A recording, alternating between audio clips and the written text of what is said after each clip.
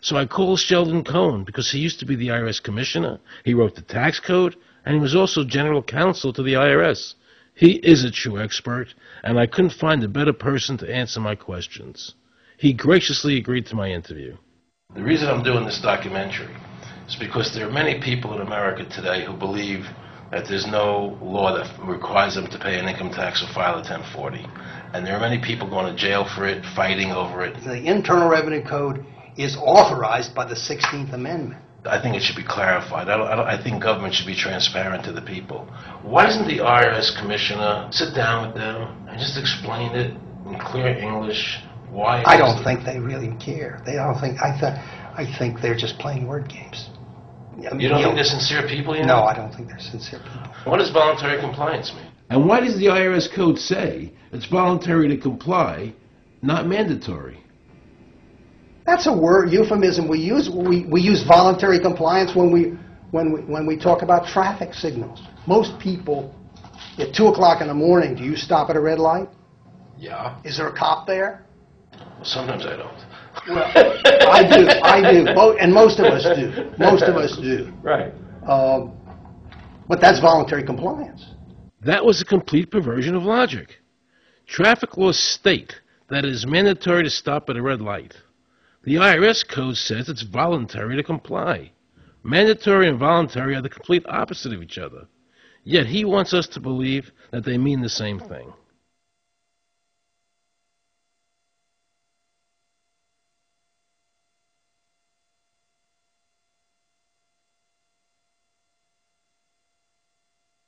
So can the government criminally prosecute somebody of information put on their 1040? Yes. Right, so doesn't that violate the Fifth Amendment? No. But the Fifth Amendment says I don't have to do anything that incriminates myself. Well, it doesn't incriminate you to put your income down. But you said before I could be put in jail for it.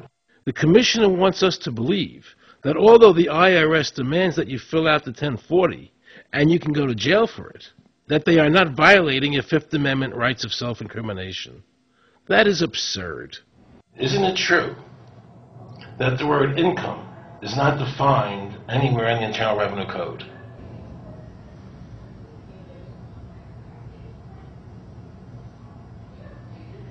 The law says that the government has a right to tax income from any source derived. So, but the word income is not defined in the code. It just says income without a definition That's right. of what income is. That's right. Correct? Yeah. But there are many different kinds of taxes. Well, how can an American citizen know what income is if the code doesn't define it? If they're paying an income tax... Because the courts have all defined it. Do you remember what constitutional attorney Edwin Vieira said? The definition of income in the Constitution was given in the Eisner versus Macomber case, and it turns on gains or profits that are made from some activity. So the Supreme Court has ruled income is not wages, it's not labor, it's gain from corporate activity. I believe that a man's labor is his private property. That's your view, but it's not the law. The Supreme Court's even said your labor is your private property. When I go to work for somebody, it's a trade. It's an even exchange. I do some work, you give me some money.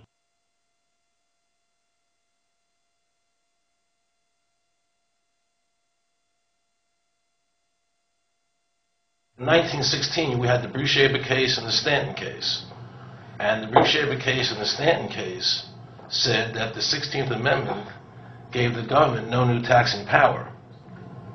I'm not going to argue the niceties of that with you. And it came up again in a case called Peck versus Lowe, where the Supreme Court said the 16th Amendment did not extend Congress's taxing power to any new or accepted subjects. In other words, if you weren't taxable before the 16th, you weren't taxable after the 16th. Today I interviewed a juror, okay, who sat on a case, and they found the person not guilty for lack of filing, okay? And I asked her why they found him not guilty. And she said because the IRS couldn't show us the law that made him liable to file a 1040. All they need to do, if there is a law, is to show us the law. Which, of course, they never did. And the reason they didn't do it was why? Because there is no law. Title 26 requires you to file a return. But doesn't Title 26 have to be in compliance with the Supreme Court decisions?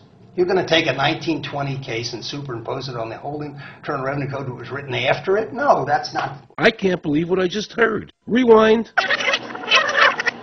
You're going to take a 1920 case and superimpose it on the whole Internal Revenue Code that was written after it? No, that's not.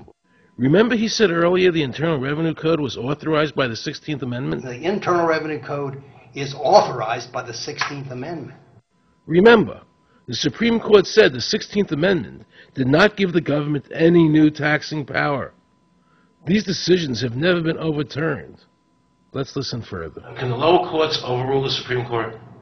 No. How are they putting people in jail today for not paying a tax on their labor when the Supreme Court said they don't have to? Doesn't the IRS code have to be in compliance with the Supreme Court? That's my Aaron, question. this is a waste of time. Well, Because whatever I say, you're not going to believe. He's right. I don't believe him. And neither should you. He wants us to believe we should obey the IRS code, which is being enforced in violation of the many Supreme Court decisions. If the Supreme Court made a decision... Thank you, Aaron. I think we're finished. I'm sorry, Mr. Cohen, you're doing that. Well, I'm sorry that you constantly re-argue the point. You're liable because the law says that you're liable, and the courts say the law says you're liable, and that's why you're liable. You see, he's talking about the lower courts, who are not in compliance with the Supreme Court, as they have to be. Doesn't the court have to be in compliance with the Supreme Court? The Supreme Court has so held. Where? You caught me unprepared. I'll come back to Well, that. I don't want to do that. But let me ask you a hypothetical question. No. You're making silly arguments here. Why is the Supreme Court decision a silly argument? Well, because it's inapplicable. That made my heart stop. He just said Supreme Court decisions do not apply to the IRS. That's the behavior you would expect from a totalitarian country, maybe China or Russia or Cuba. Not from America. They're just making up the law as they go along. Now I knew the tax honesty movement was right. The IRS thrives on intimidation and fear, not by law. It's no different than a criminal protection racket, using force to extract your money from you. Then the former IRS commissioner, now working at a prestigious Washington law firm, threatens me. Watch. Aaron, you understand Yiddish. Hornish to helfen. For those of you who don't understand Yiddish, that means nothing will help you. Now it all became clear. I understood why the IRS wouldn't go on camera and talk about where the law was. I understood why all the senators I called refused to be interviewed. There is no law. And now you know what our political leaders and the courts have known for decades and have tried to cover up. The United States Constitution strictly forbids a direct, unapportioned tax on the wages and salaries of American citizens.